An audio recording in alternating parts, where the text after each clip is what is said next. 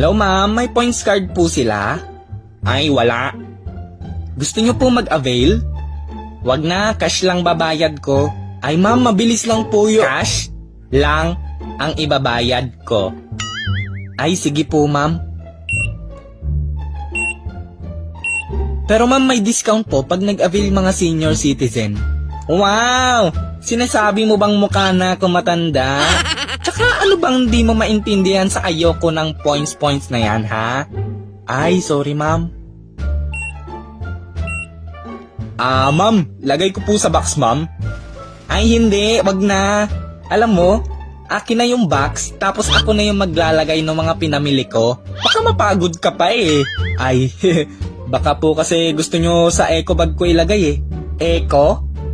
Kung kagatin ko yung nguso mo nang wala ka nang itanong. Dami yung problema sa buhay. Gustong-gusto nyo talagang pakomplikaduhin buhay natin, ano? Oh, no! Sige, ilagay mo na yan sa eco nang di ka na magtanong.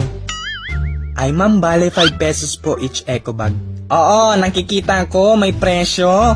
Kaloka, ginawa na akong gurang, ginawa pa akong bulag. Ay ma'am, may resibo po sila? Abay malamang.